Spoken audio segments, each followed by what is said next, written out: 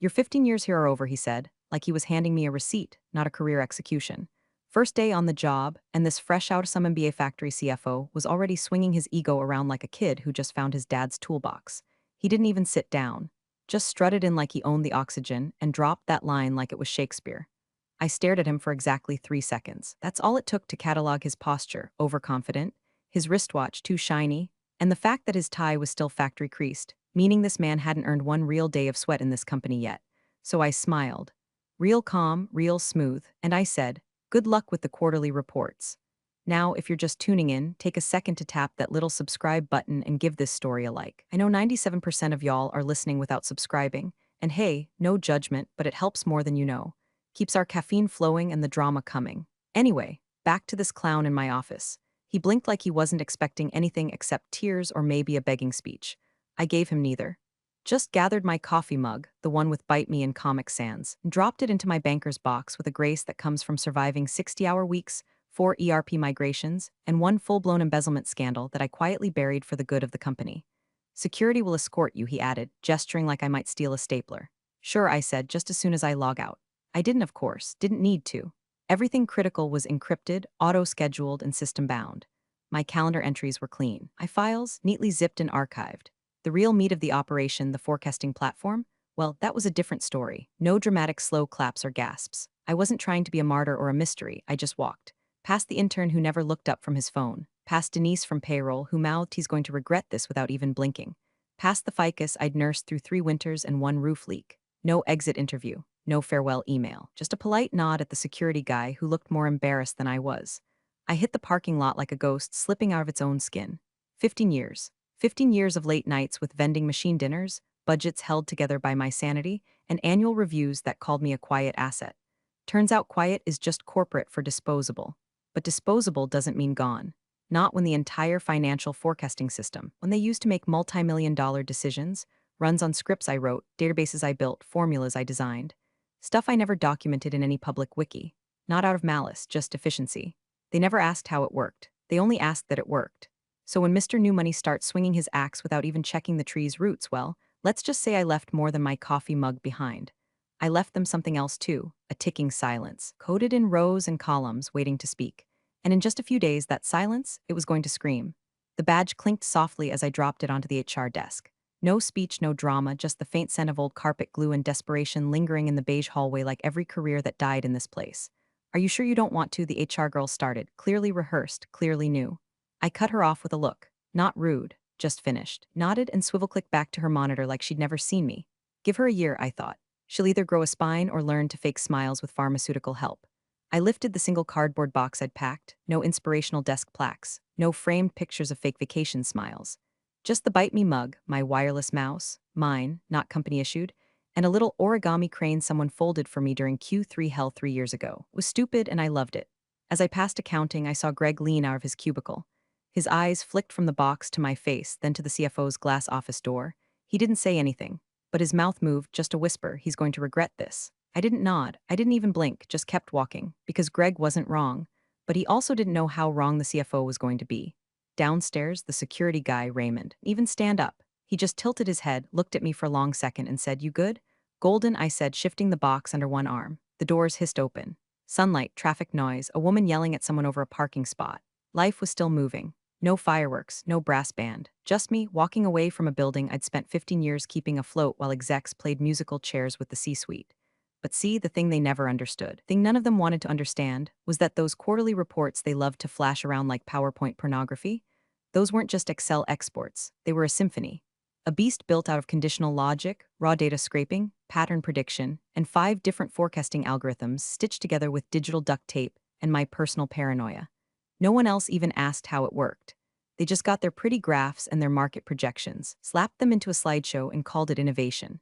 I watched the building shrink in my rearview mirror, feeling nothing but calm, not even bitter, just aware.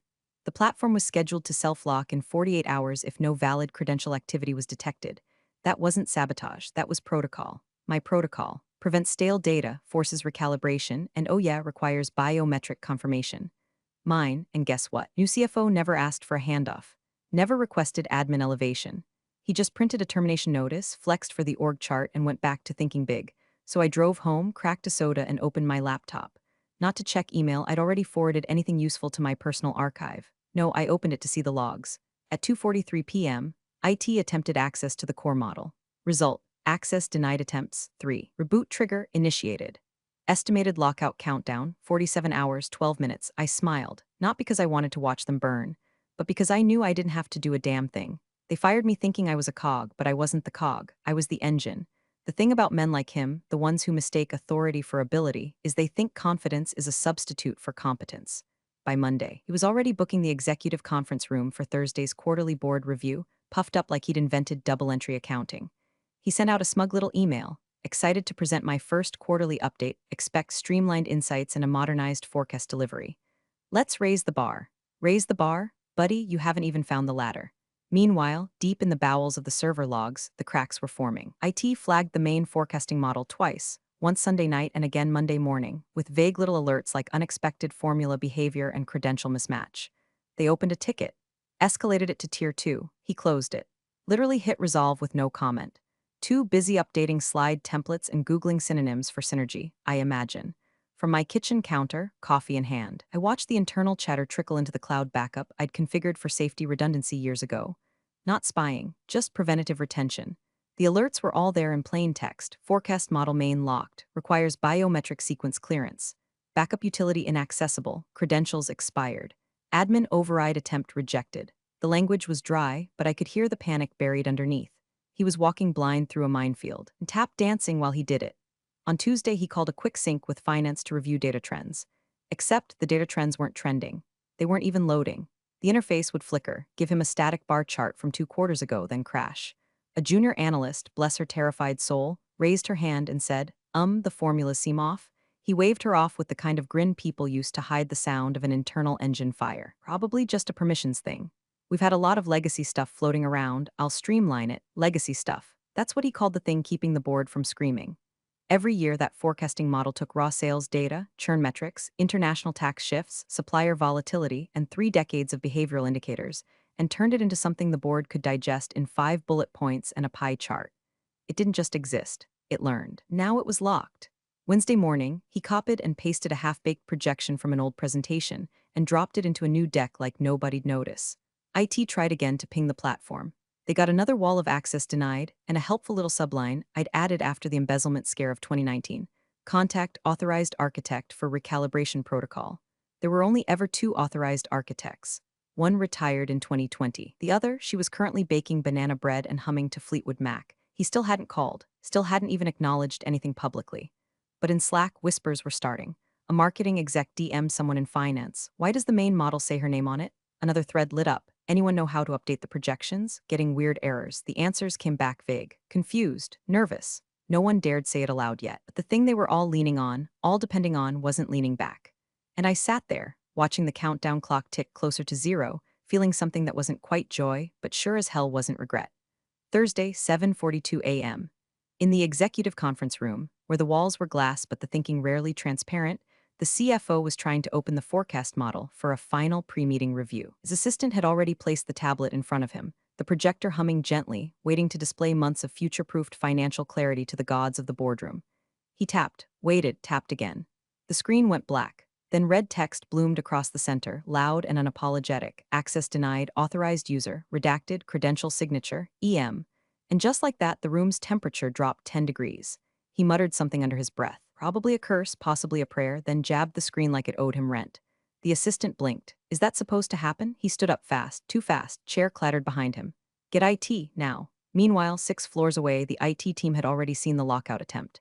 Hell, they'd seen 6 of them, 3 from him, 2 from the finance leads, and 1 from someone in marketing who thought maybe refreshing the dashboard would fix everything. Spoiler, it didn't. Senior IT manager, Rachel, whom I trained back when she still thought pivot tables were actual furniture, typed a command, waited, and said no dice. Encryption is ironclad. We can't bypass it without a full wipe. A wipe? Asked one of the suits who'd wandered down, clearly hoping someone would just unplug and replug the economy. Rachel nodded. Yeah. We'd lose 12 years of historical model behavior, metadata, macro logic, basically everything that makes this more than just a spreadsheet.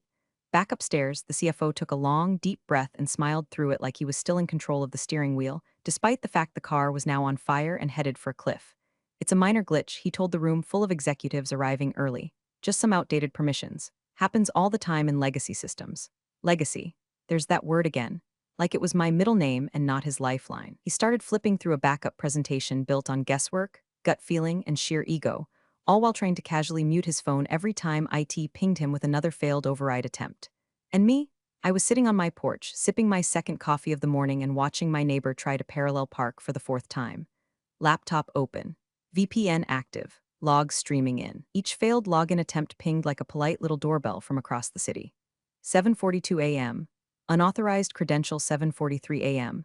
Multi-factor validation failure 7:45 a.m. Admin override blocked, biometric mismatch. The best part? Each time the system rejected them, it logged the device ID and attached a delightful time-stamped header. Escalation path, EM. Only they could see my name, stamped clean across the denial notice like a digital middle finger with a touch of Helvetica. I took a bite of toast, chuckled, and watched the birds fight over a bagel someone had dropped on the sidewalk. Chaos outside, chaos inside, perfect harmony. Back at headquarters, someone finally dared to ask who built this thing again? Silence.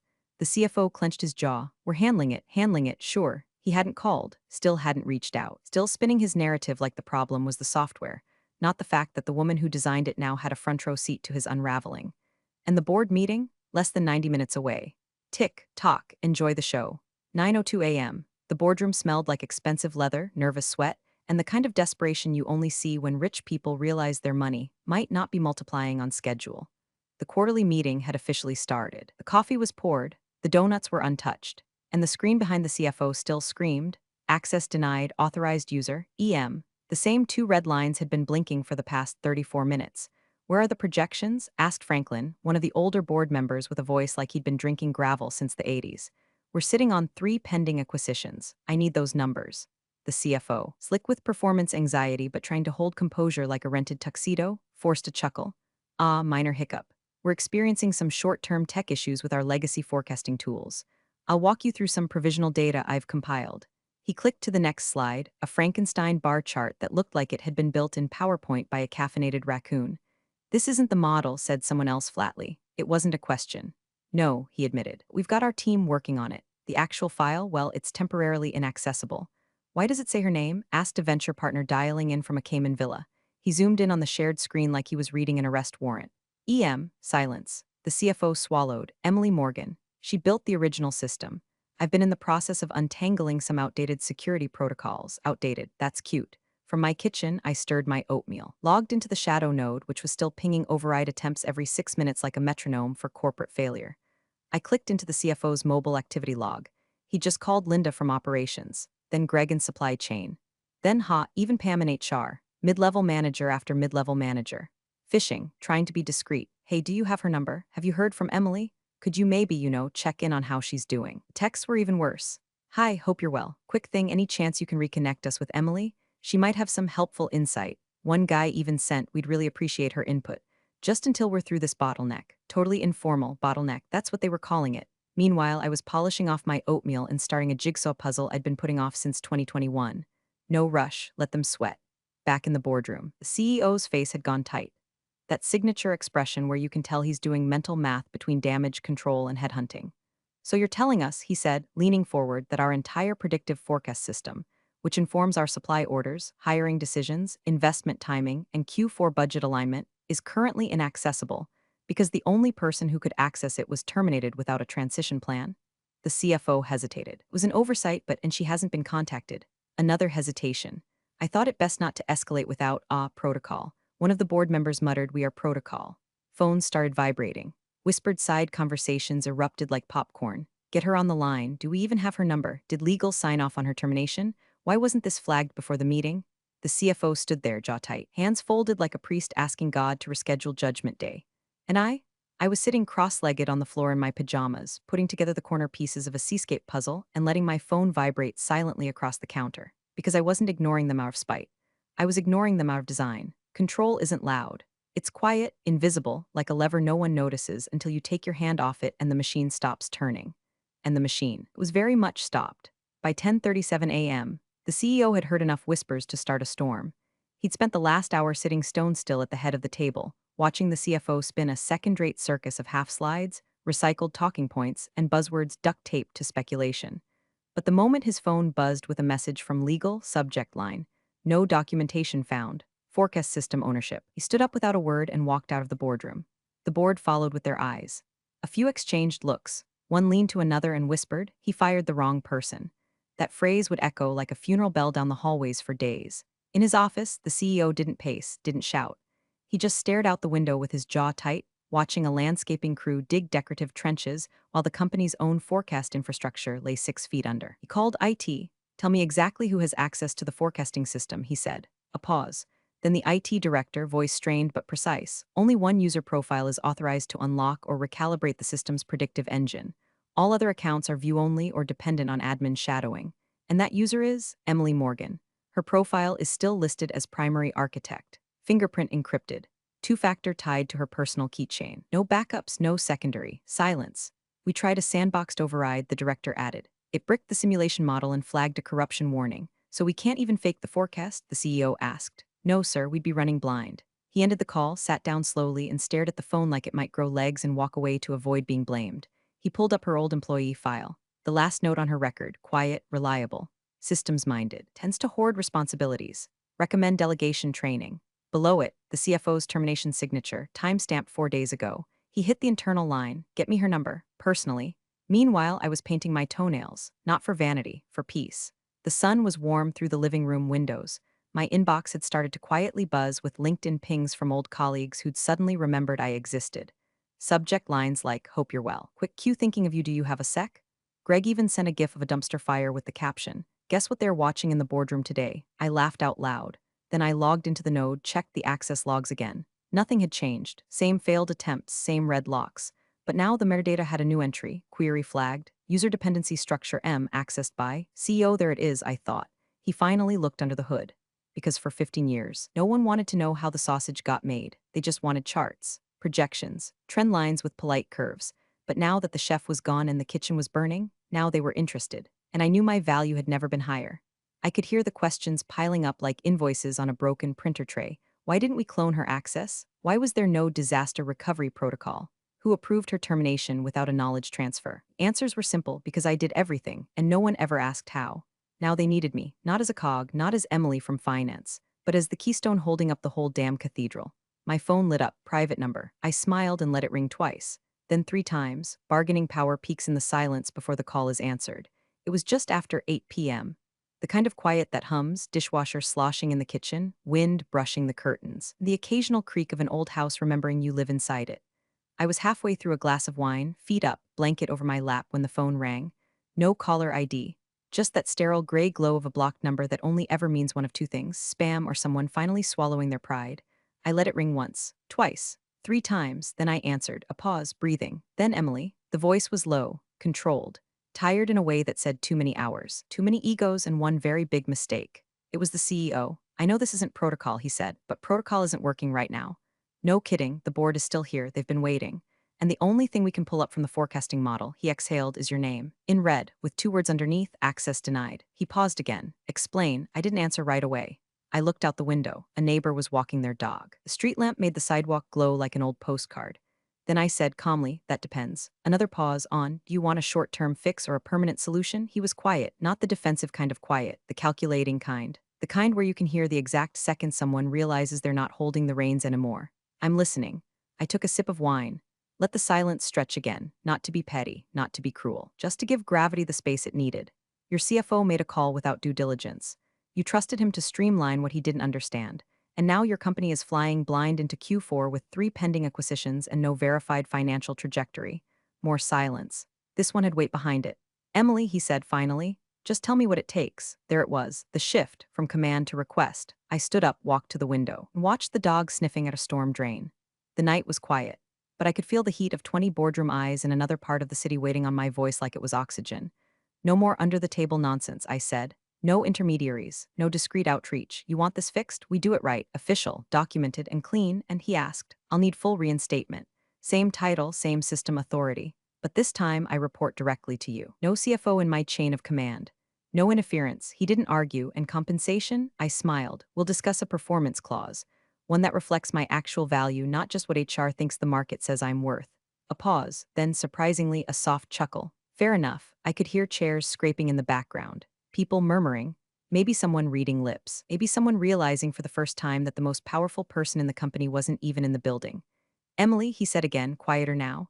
Thank you for taking the call. I didn't do it for you. And I hung up, calm, still barefoot, still holding the wine. Because sometimes power doesn't roar. Sometimes it sips Cabernet and lets the world come knocking.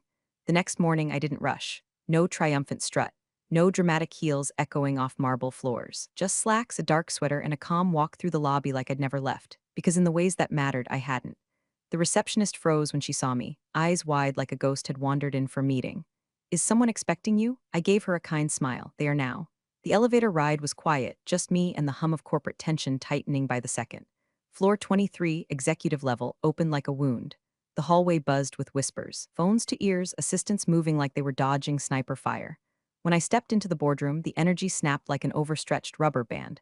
The CFO was already seated at the far end of the table, pale as printer paper, hands clenched around a legal pad he hadn't written a damn thing on. His jaw twitched when he saw me. No greeting, just avoidance, like eye contact might trigger a stroke. The CEO stood. Thank you for coming, I nodded, set down my laptop and clicked it open without fanfare. A projector hummed to life behind me, screen bathing the room in a clean, pale glow. I won't waste your time, I said, voice steady, clear. You're here because the forecasting system failed to load. It didn't crash, it wasn't a bug. It did exactly what it was designed to do. Click. A diagram appeared, complex, layered, but readable, like the inner workings of a safe. This system isn't just a spreadsheet, it's a living architecture of predictive modeling. It ingests 12 categories of dynamic inputs across 5 departments, weights them against historical performance, and adjusts based on external market volatility pulled from 3 real-time APIs. Click. This, I pointed to a red square on the diagram, is the security protocol. Built after the 2019 internal breach, where someone tried to falsify Q2 numbers to inflate performance bonuses. Boardroom murmurs. I was asked to ensure it wouldn't happen again, so I did. That protocol encrypts the core logic and binds it to biometric credentials. Mine, because I was the only one trained to recalibrate it without risk of data contamination. The room was silent. No coughs, no pen clicks. Just the gentle hum of an empire realizing its heartbeat came from someone they let walk out with a cardboard box. Click. I pulled up the audit log. 17 failed access attempts, timestamps, device IDs, and the final red banner they all saw yesterday morning. Access denied authorized architect. Then I turned to face them. I didn't lock you out. You did that when you removed me without a handoff, without credential transition, and without so much as a knowledge capture session. This wasn't sabotage, it was negligence. Someone near the center of the table said, low and sharp, who authorized her termination. All heads swiveled. The CFO looked like he was melting. He started, voice dry as chalk. It was a standard restructuring. I was told to streamline. No, you weren't, the CEO said, voice suddenly sharp. That was never authorized at the board level. You didn't even brief me. Another board member leaned forward. So you cut the architect of our entire forecasting infrastructure to streamline. The CFO tried to shift the blame like he was passing a hot potato with no hands. She never documented her system clearly. She held on to access. I cut him off. Calmly. There were 2 internal requests in the last 5 years to document the full architecture. Both times I offered to train a successor. Both times the request was dropped for more urgent priorities. I have the emails, click, inbox receipts, time-stamped, chain of command, all of it. No one defended him. The CEO finally broke the silence. This is done. The CFO's mouth opened, then closed, then opened again like he'd forgotten how to breathe without authority. He didn't speak. He just stood, gathered his untouched pad, and walked out under the fluorescent lights like a man realizing the fall doesn't kill you, the landing does. I turned back to the table. So I said calmly, shall we talk about restoring access? And every single head nodded. CFO didn't even make it out of the hallway. Before the board could move on, the CEO stepped to the door and called after him, voice sharp as broken glass. Actually, Paul, one more thing. The whole room went still. The CFO turned, already wilting, his suit suddenly too big for the man inside it. You're done, the CEO said, voice even but final, effective immediately. No theatrics, no shouting. Just the cold, corporate bullet to the brain. Paul blinked, lips parting like he might argue, but then he saw the legal counsel already walking into the room with a beige envelope and a paper-clipped folder. The board didn't flinch. No protests, no sympathy. He left with nothing but the faint squeak of his loafers against the tile and a silence so thick it might have had mass. The CEO closed the door and turned to me. I believe we owe you a proper conversation. I nodded, laptop still open, cursor blinking like it was waiting for permission. We'd like to offer reinstatement, he said. Senior role, title of your choosing, significant compensation increase. A board member chimed in, and no CFO in your way, direct reporting line to the CEO. Another added, whatever resources you need to document, train, or scale the system, you get them. No questions asked. I looked around the table. The same people who once called me quiet, reliable, low maintenance, the ones who used to skim past my slide decks to get to the prettier charts. Now, they weren't just looking at me, they were waiting. I clicked a few keys. The projector screen flickered, then filled with soft, familiar blue. The dashboard loaded seamlessly. Charts bloomed like spring after frost. Revenue arcs, churn curves, expense deltas, all where they should be. Alive, accurate, awake. The board exhaled in unison like a single organism. And I, still calm, still steady, closed my laptop with a soft click and walked to the empty seat at the head of the table. My seat now. I placed the laptop in front of me, smoothed the crease on my sleeve, looked around at the most powerful people in the company, all staring like I'd just raised the Titanic, and smiled. Let's get those quarterly reports done, shall we? No cheers, no applause, just heads nodding. Respect earned, not gifted. And inside, not gloating, not raging, just that deep, quiet satisfaction of everything falling exactly into place. They had tried to erase me. Now I was the only name that mattered. Thanks for watching, you cubicle warriors. Hit that subscribe button. Unless you're my old boss, then you're on your own. Revenge of the coffee pot strikes again.